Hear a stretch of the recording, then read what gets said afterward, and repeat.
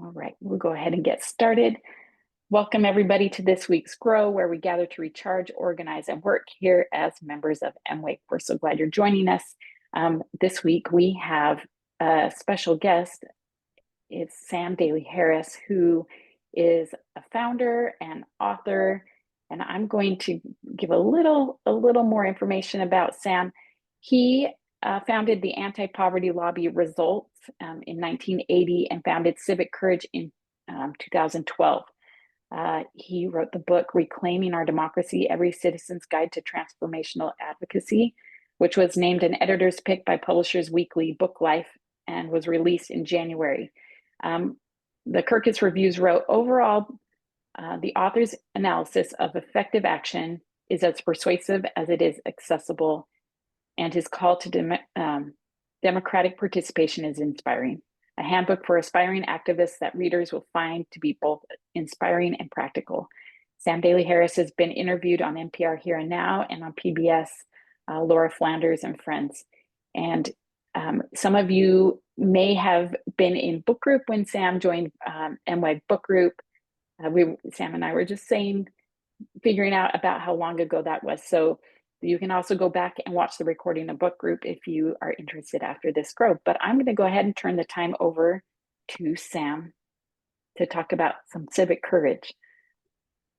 Great. Thank you so much, Rachel. And thank you to everyone for joining us. I'm going to do the first part of my talk on camera, and then I'm going to share some slides in a moment. Let me see. I know you know a bunch of what I'm going to say, but I want you to see what I say to beginners. And I also want you to know that I'm deeply appreciative for your work with MWAG in this moment and all the years before. So thank you so much. I'm going to start with this. Right after the election, I shared an email with hundreds of journalists. And this is what I wrote, quote, "For many Americans, this election has delivered exhaustion and divisiveness. After the election, Tom Nichols wrote in The Atlantic, Americans must stay engaged and make their voices heard at every turn. Liz Cheney tweeted, citizens across this country must now be the guardrails of democracy. But most Americans still wonder how and even if they can make a difference between elections. What are the options? One, protesting. Important, but we need people inside. Two, signing email form letters, which only 3% of congressional staff say is highly effective. That can be gestures. Three, taking a 2-year nap until the next election. Sadly, the preferred route for many. But few in your audience, I wrote the journalists, know about number 4, transformational advocacy, where you work to change an issue and you are changed in the process. This book, Reclaiming Our Democracy, includes stories of people who met with elected officials on the other side of their issues. People like Ellie Sparks, who went from experiencing what she called climate trauma to meeting with her members of Congress and calling that experience sacred and profound. And people like Lisa Jordan, who after meeting with congressional offices in Washington, D.C., said, this work is the best medicine for when you're feeling hopeless or have sleepless nights. It's the best way to avoid despair. Both Ellie and Lisa were talking about their experience with transformational advocacy, the focus of this presentation. In my remarks, I'll provide a powerful way to make a difference and heal our democracy in the process. It's not the only solutions needed, but it's one essential missing piece, citizens awakening to their power. End of quote. So I'm going to start with my story of self. You may know it well. You may know yours and share yours all the time.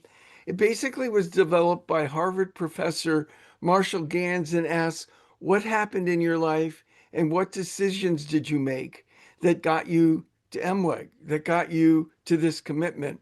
So I'm going to tell my story of self And I want you to think about yours. What happened in your life? And what decisions did you make that got you to this commitment? Here's mine. I have a bachelor's degree and a master's degree in music, and I played percussion instruments in the Miami Philharmonic Orchestra for 12 years and taught high school music.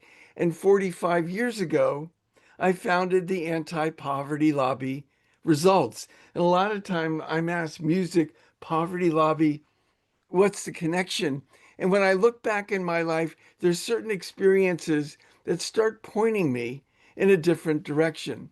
The death of a friend around high school graduation in 1964 and the assassination of US Senator Robert Kennedy around college graduation in 1968 got me to asking the questions of purpose. Why am I here? What am I here to do? What's my purpose? 9 years later, 1977, I'm invited to a presentation on ending world hunger put on by the Hunger Project. And I go to this event thinking, well, hunger's inevitable. What do I know? I'm a musician. Well, it's inevitable in my mind because there must be no solutions. Again, what do I know? Because if there were solutions, somebody would have done something by now. But I go to this event and it's obvious right away there's no mystery to growing food or clean water or basic health. I'm not hopeless about the perceived lack of solutions. I'm hopeless about human nature. People will just never get around to doing the things that can be done. But there's one human nature I have some control over, my own, and my questions: why am I here? What am I here to do? So I get involved in a big way. This is the end of the story. In 1978, 1979, I spoke to 7,000 high school students, classroom by classroom, on ending world hunger. And before I went into the first classroom, I read some statements from Jimmy Carter's Commission on World Hunger calling for the political will to end hunger. So I asked 7,000 high school students, what's the name of your member of Congress? I don't want to know if you wrote him. I don't want to know if you, just the name. Out of 7,000 asked, 200, fewer than 3% could answer correctly. 6,800, over 97%, could not tell me the name of their member of Congress. And results grew out of this gap between the calls for the political will to end hunger on the one hand and the lack of basic information on who represented us in Washington on the other. So that's my story of self. Think about yours. Write it if you haven't. Share it if you don't. What happened in your life and what decisions did you make? Um, in January of last year, I was interviewed on 1A. It goes to hundreds of cities, national interview. And this was question number 2 from the interviewer. Uh, I was really moved by how vulnerable he was in this question. He said, the passive nature to our politics now, you can feel beat down by it. I mean, this is my career and I feel beat. This is national radio host. This is my career and I feel beat down by it. I don't participate the same way others do because I'm a political journalist, but I do have to pay attention. It's a grind. It's a grind, Sam. I mean, I know you know that. What am I feeling? What is the way out of that? That was question number 2. The first thing I said was, well, Apollo astronaut Rusty Schweikert said, we aren't passengers on Spaceship Earth, we're the crew. Well, are we? And if we're crew, how does crew operate?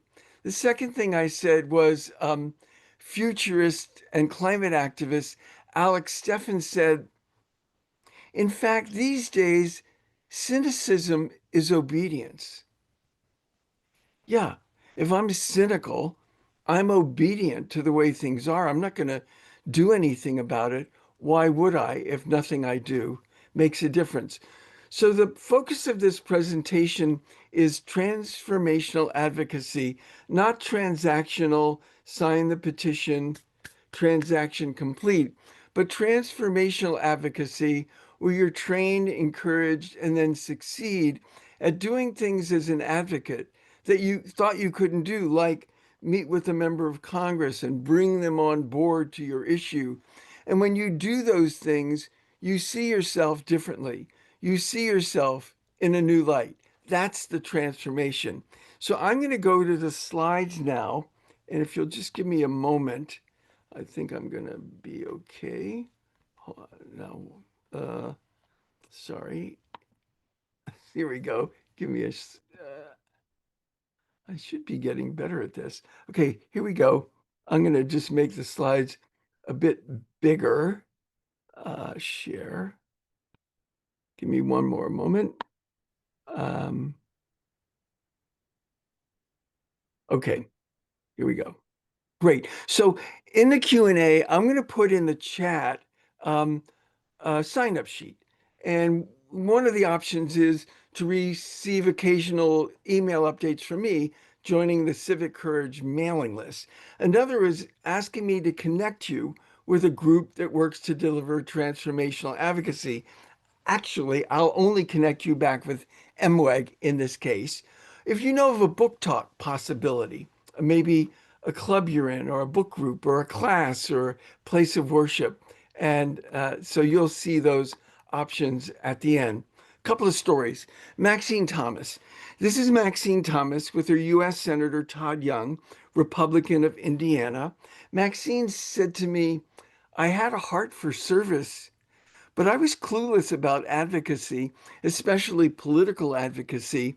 Maxine has a lived experience of poverty and joined a group called Circles, where they would meet weekly and work together to move out of poverty.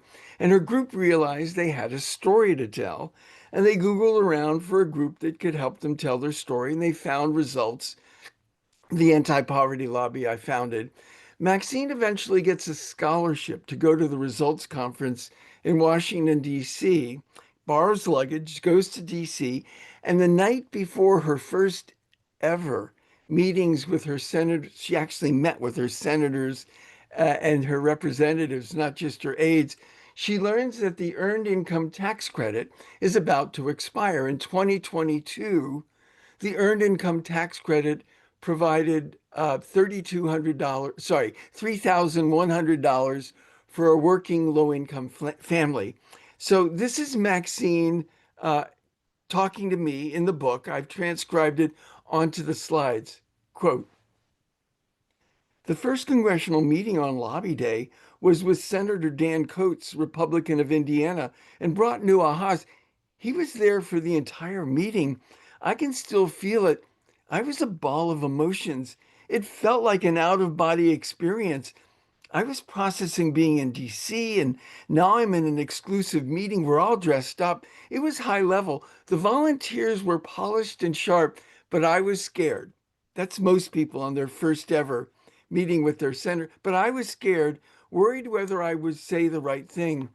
I think it was Lisa who said, would you like to say anything? I thanked the senator and said, I learned last night why I'm here. I didn't know I could come here from Indianapolis to talk to you, someone who represents us and can help us. I can't imagine what will happen if the earned income tax credit is taken away from families like mine. I'm able to take a deep breath and catch up on my bills because of the earned income tax credit.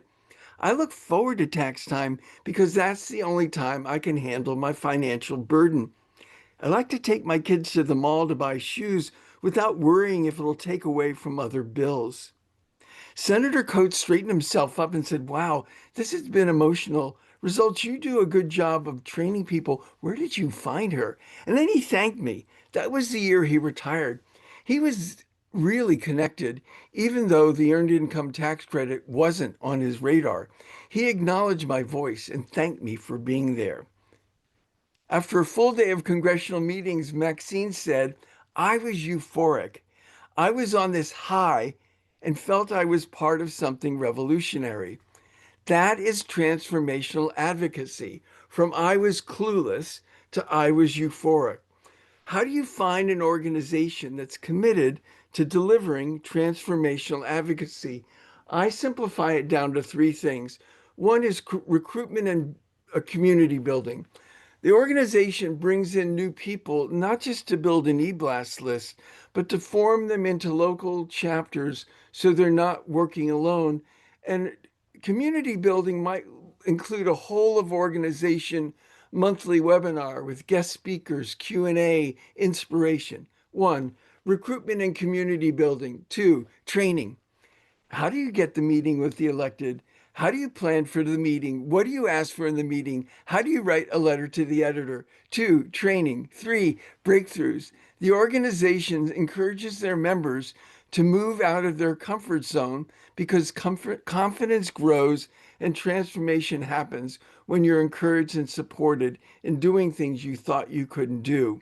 In the book, there's a drawing on one side is a small circle labeled your comfort zone, and to the right is a much larger circle labeled where the magic happens. So it changes people, but does it bring change to an issue? Over the last 40 years, now 41 years, results volunteers have played a lead advocacy role in a nearly 66% decline in global child deaths, saving almost 10 million young lives a year compared to the early 80s.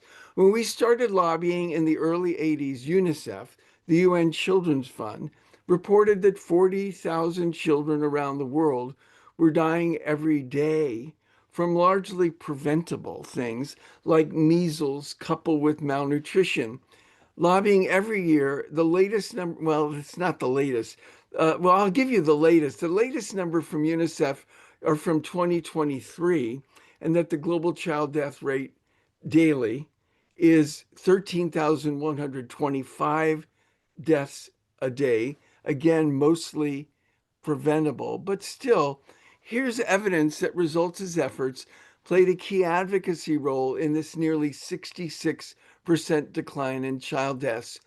After Results, volunteers generated 90 newspaper editorials in 1986 supporting a tripling of the Child Survival Fund. The head of UNICEF, Jim Grant, said in a handwritten note to Results, quote, I thank you in my mind at least weekly, if not more often, for what you and your colleagues are accomplishing, but thought I should do it at least once this year in writing. 27 years later, in a New York Times interview in 2013, former UNICEF Deputy Executive Director Kul Gautam said, quote, to a great extent, it was because of the receptivity created by Results that U.S. funding for child survival increased so dramatically, and that led many other countries to come on board. I don't know if I'm going to tell one more story or two. Let's see. I apologize. Yeah, I will tell one more story and then close with a quote. In 2019, let me see if I can get this full screen again. I apologize that uh, oh, wow. What a great group. Okay, here we go. In 2019, uh, uh, President Trump called for a 29% cut to the global fund to fight AIDS, tuberculosis, and malaria. And that was a year after the Global Fund had saved 38 million lives since its inception in 2002. It was time for a 3-year funding replenishment, and other countries would likely follow the US lead. Now, most people didn't know that the president back then called for a 29% cut, and if they did, they'd probably throw up their hands. What can you do? You can't fight City Hall. The folks I know roll up their sleeves and got to work, and they got hundreds of members of Congress, Republicans and Democrats, to co sponsor resolutions in support of the Global Fund or to uh, sign letters to the Secretary of State and to the top appropriators. So the question is, what do these revolutionary volunteer advocates look like? Well, if you went to gallery view, that's what they look like. And they also look like Margaret Smith of Dallas, Texas, seen here with her Senator Ted Cruz of Texas. She said, I learned in results that I hold Senator Cruz's hands with two hands, and I don't let go until I've finished my laser talk on the Global Fund to fight AIDS, tuberculosis, and malaria. That year was the first year Senator Cruz ever said yes to one of Results' requests. And in the end, instead of President Trump's 29% cut, two House Republicans, two House Democrats stood on a stage in Lyon, France, at the Global Fund replenishment and announced that Congress would provide a 16% increase to the Global Fund, which President Trump signed into law back then. By 2023, the Global Fund partnership had saved more than 65 million lives since 2002. Um, and so this is Ellie Sparks. I'm not going to tell her story, but she's the one who went from experiencing what she called climate trauma to meeting with 20 congressional offices over 4 days and calling the experience sacred and profound. So once more, in a moment, I'm going to put a sign-up sheet in chat. You can let me know if you'd like to be added to the Civic Courage mailing list. You can let me know. Well, actually, I will only connect you with MWAG on that one. If you know of a speaking possibility, a club, a book group, a place of worship, a class, uh, and you can let me know that too. I'm going to read this once. I'm going to go back to the beginning and read the beginning only a second time. This is from George Bernard Shaw's Man and Superman. This is the true joy in life, the being used for a purpose, recognized by yourself as a mighty one, the being a force of nature instead of a selfish, feverish little clod of ailments and grievances, complaining that the world will not devote itself to making you happy. I am of the opinion that my life belongs to the whole community, and it is my privilege to do for it whatever I can. I want to be thoroughly used up when I die. For the harder I work, the more I live. I rejoice in life for its own sake. Life is no brief candle to me. It is a sort of splendid torch, which I've got a hold of for the moment, and I want to make it burn as brightly as possible before handing it on to future generations. And just the beginning again, this is the true joy in life, the being used for a purpose, recognized by yourself as a mighty one, the being a force of nature, instead of a selfish, feverish little clod of ailments and grievances, complaining that the world will not devote itself to making you happy. I am of the opinion that my life belongs to the whole community, and I am grateful to you, to MWEG, for living a life that belongs to the whole community. I'm going to put that sign-up sheet in chat right now, and you can go to it if you would like. Uh, Anyone who signs up, I will write you back and send you the first chapter of the book of Reclaiming Our Democracy. So we're open to questions, easy ones, hard ones. Um, So I was thinking about this as at the very beginning as you started, that this is kind of a cure to hopelessness. Um, kind of, this being active in whatever advocacy looks for each of us individually. But it but I liked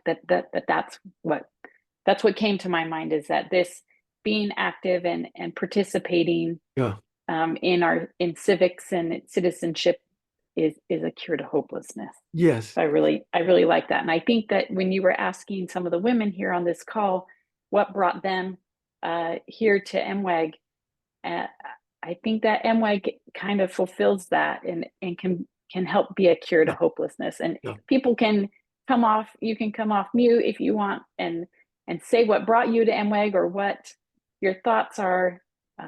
We'd love to hear that. If I could just share one quick story, and then we'll go to anyone who wants to speak.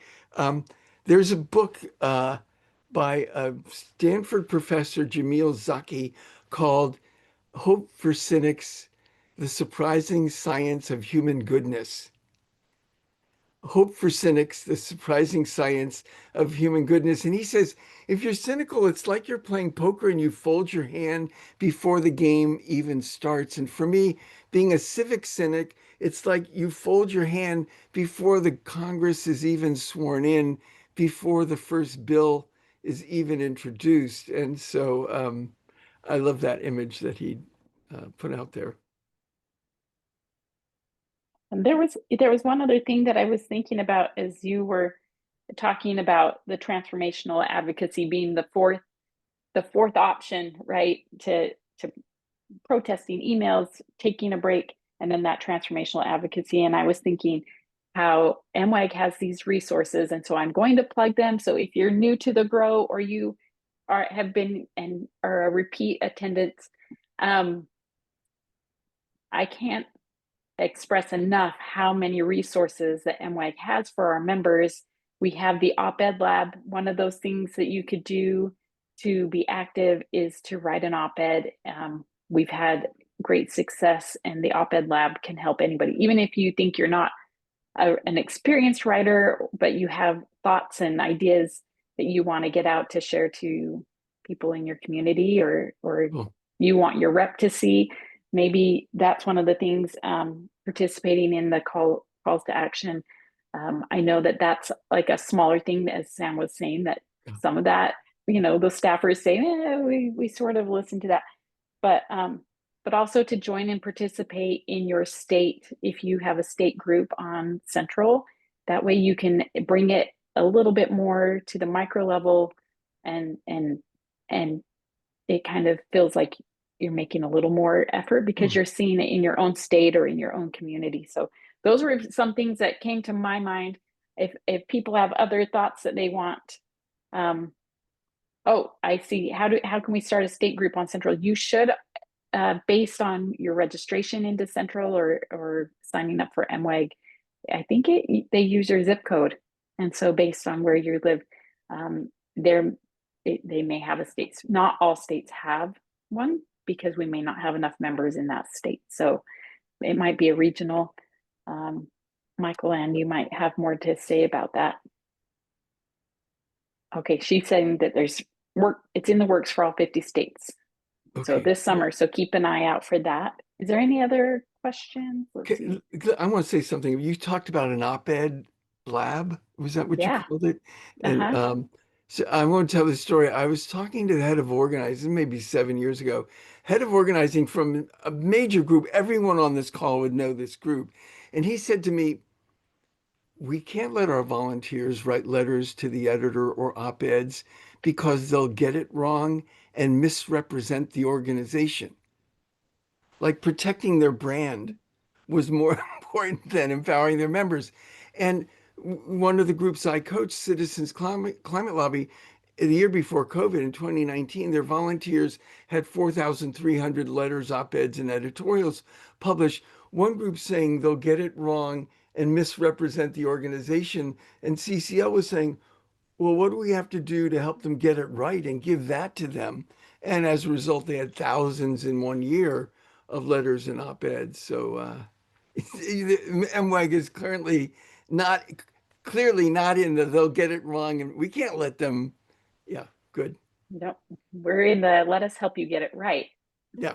Yeah, right. Rather than Oh, don't do it at all, because that kind of would fall into that take a couple years off or being inactive, like you were talking about. And we want our women to feel empowered that way. could I Um, also say this is my 103rd in-person or Zoom talk in the last 17 months. And so it's a celebration for me. And that's one of the things in the sign up sheet, other speaking possibilities you can let me know about. 103rd, congratulations.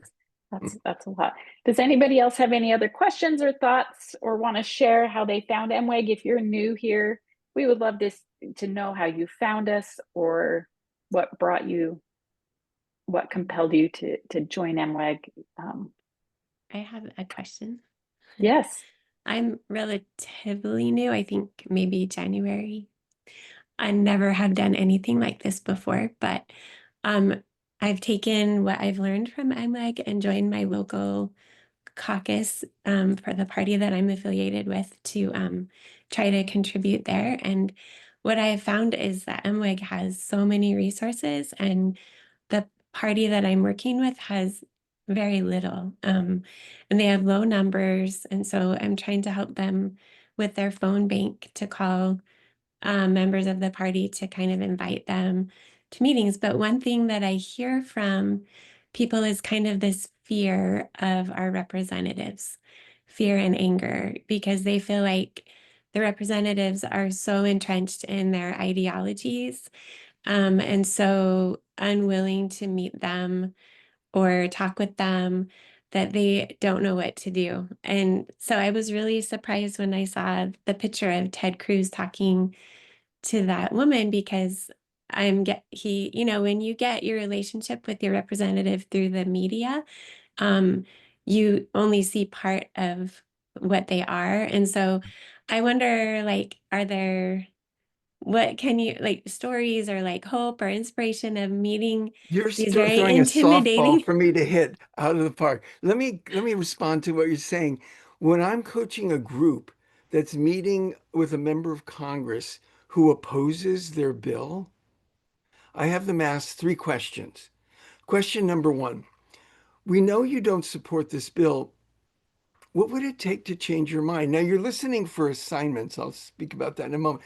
What would it take to change your mind? Two, could you say more about that? Three, why do you think that is? So it's essentially a deep listening exercise. And I know this guy who went down to Florida. He lived in Pennsylvania. He would fly regularly to Florida. He wanted to start a, a climate caucus, a bipartisan climate caucus. And he was looking for a lead Republican, lead Democrat. And one of the members of Congress, he said, what would it take to change your mind? He said, well, if you could get the chambers of commerce on board. And he did. Miami Beach, Coral Gables. He came back with letters from the presidents of the chambers of commerce. And the congressman said, well, if you could get the mayors on board. And he did. Miami Beach, North Miami, Coral Gables, got all these mayors on board. And eventually this Climate Solutions Caucus was launched.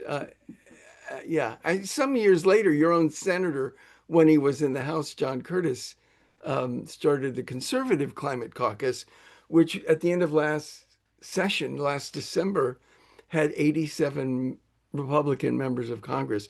So I'm very big into working across the aisle and kind of what would it take to change your mind? Could you say more about that? Why do you think that is? Going deeper, there's probably some common ground the deeper you go. And I, you and I haven't will, found, oh, sorry. go ahead. You go ahead. I I guess the sense is in this, social media climate, that there's so much division. So I think people assume that because there is division, there's no way to reach across the aisle. But it from what you're saying, it sounds like maybe that's not completely accurate, that Yeah, you would say that maybe someone that you think is completely entrenched in a certain ideology, you think that it's probably not as divided as we think it is. yeah. If you were my elected official, and let's say you were on the other side of the aisle from me, my goal is to build a relationship with you, not to get you to co-sponsor this bill, which I'd love you to do, but my goal is relationship building. And frankly, listening is a big part of that. And yeah, now if my goal is not listening and not building relationships, yeah, then there's no way, Jose, you can't work with them. But that's not my style. I think it takes courage. Like when people are asking, well, how do we talk to our representatives? There is an amount of courage that it's going to take for you to go and share your story or your opinion. But also I have to like remind myself, like, there are also humans that have stories too. When we were at the MWEG, when we were in Washington, D.C. for the MWEG quilting, I just, after we had delivered quilts, I stopped and listened to the Public Lands Caucus. They were announcing it. And then I stood in line and waited to talk to the senator from Montana. He's not my representative, but I just had some questions for him. And I could feel my heart pounding because I was really nervous. But I just kept thinking, I just want him to know that as a citizen that just happens to be in DC on this day, that I'm paying attention and that this is something that's near and dear to my heart. And I want to know, like, where is the representative from my state, and what are you doing to work and get more representative from these other states? And um, but I could feel like it took us an amount of courage to walk up, shake his hand, and look him in the eye and ask those questions. So I would say just remember, like, there are people that want to ask those same questions, and like just build up some courage, or link arms with a friend and take them with you. There's a friend of mine that talked about the heart pounding, like doing the zip line or bungee jumping. It's like, it's the inner nerd is what he called it. That was, yeah, yeah. And here's one more, my sign up sheet if you're interested. Anyone else?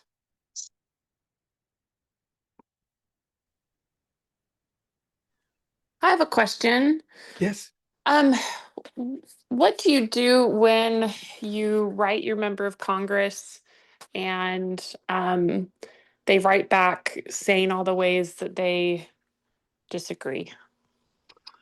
Right. Okay. So let's talk about one of the things I talk about is the champion scale, where I want to move my member who's opposed up to neutral and neutral up to supporter. I'm not done. No, I want to move a supporter up to advocate, or my member to being a leader and someday a champion. So I'm hanging with opposed right here on this question.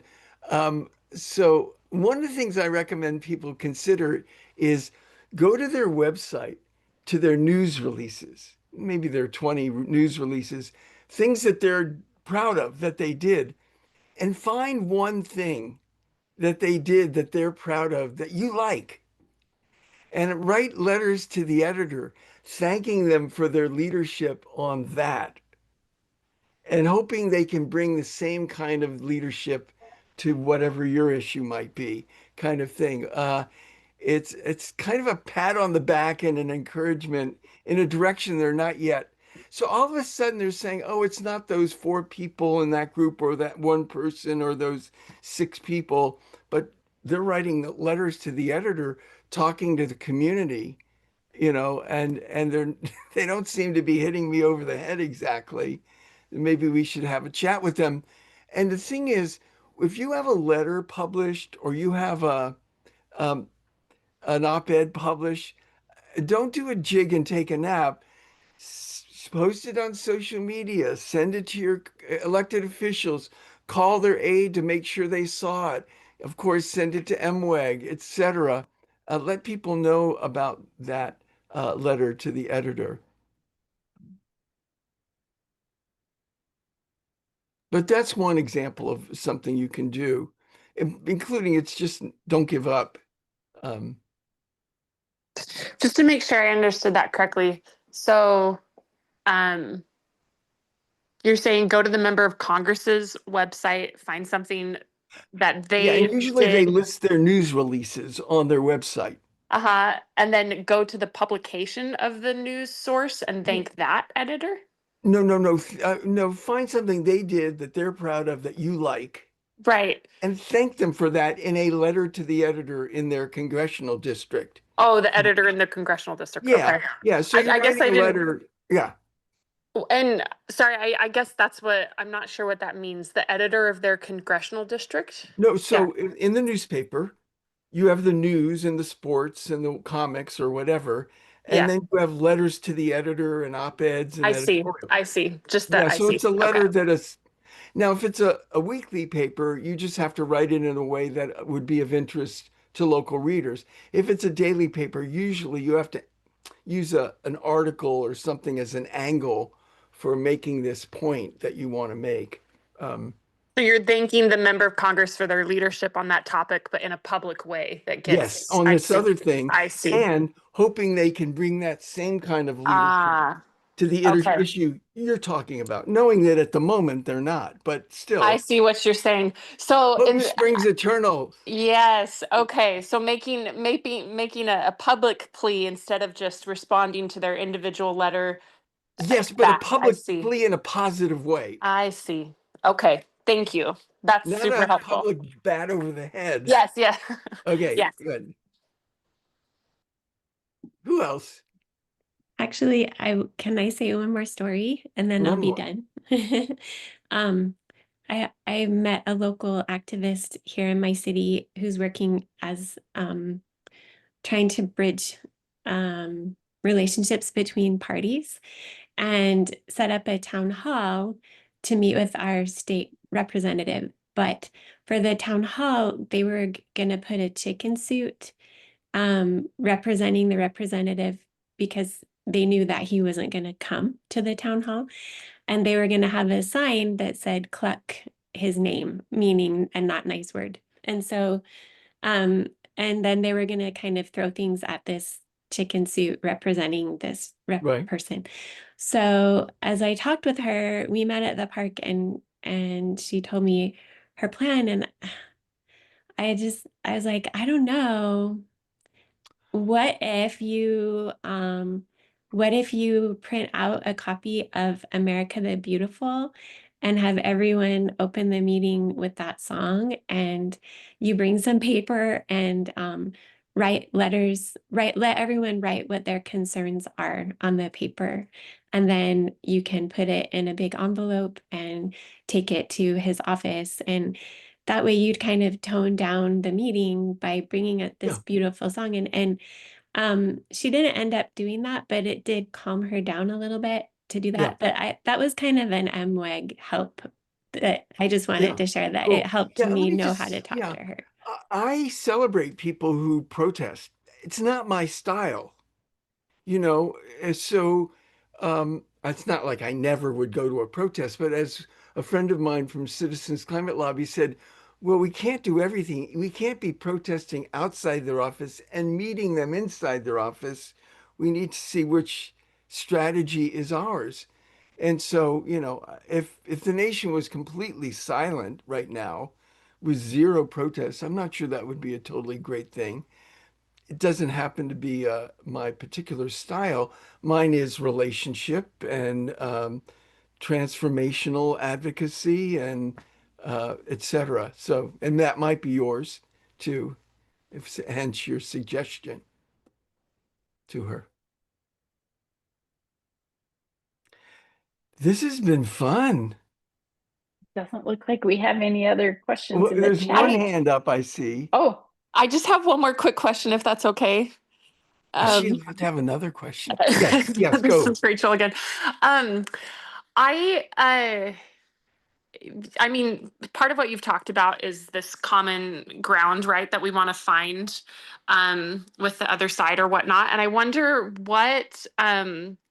what organizations would you suggest? Like, are there organizations out there that are working to find common ground on issues? And Well, then another question is, do we have anything like that in MWEG? I guess that's more for the MWEG yes, let people, me but yeah. ask you to answer that one about MWEG's thrust or MWEG's materials or so support I would, materials. yes, and you can also put that in the MWEG Central chat, like asking, because we have a lot of members that are affiliated with other organizations that are doing that. And MWEG has partnerships with organizations like other peacemaking and Mhm. nonpartisan peacemaking. We have a lot of bridging, the Bridge Alliance for one, that's like a big Yeah, one, Mhm. of organizations that MWEG works with to Y- the division. And yeah, so um, I think it depends on what, if it's like a specific issue or, you know, advocacy issue.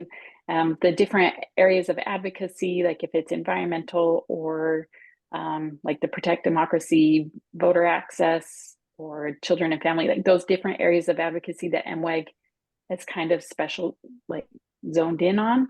Uh, You could join those spaces and have frank discussions in there too, and Mhm. see what those Yeah. advocacy groups are working on as representing Yeah. MWEG.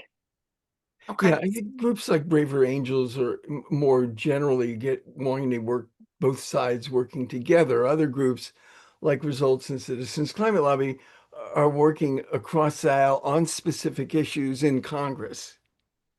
So there are different kinds of things like that. Last time in the chat, sign up sheet. I'm not shy. Anyone else? MWEG works. Emma Petty Adams and Jennifer Walker Thomas, like the co-executive directors, they work with those to see what's a good fit for MWEG Yeah. and to see if there's different things and different like idea shares that what those organizations are doing that MWEG could be doing better. So it's A issue lot of specific. certain ones, yeah. So I Got would it. go to the advocacy areas that are more issue specific. But if it's not one of those areas, I would just pose a question in central and ask people, you know, like with leading with curiosity of how do I approach this issue with, you know, is there anybody else that wants to work on this with me if it's something that's not specific area of MWEG focus. Got it. Okay. Thank you, Brett. So, yeah. Well, thank you everybody for joining the Grow today. Sam, thank you so much for this discussion. And like I said, giving us some ideas to cure our hopelessness. And I saw some comments, hopefully you saw them in the chat, of some of our women here that are just really feeling that right now. And they just needed a little bit of a refresher from the negative that That's part of we get. growth. That's right. That is part of growth. So I just want to thank you all for being here. Next week on our Grow, we're going to kick off the MWEG summer program, which is Moving Closer is the title of that program for summer. And so if you're curious about that, about the MWEG communities and how you can be, they're going to share ideas of how you can work in your community this summer. And it's great. It's kind of a summer bucket list of things you can do and ways to engage with other members through Central or in your community. So we hope that you'll come back and join us next week. But for now, I'm going to say thanks and see you later. Thanks, everyone. Thank you.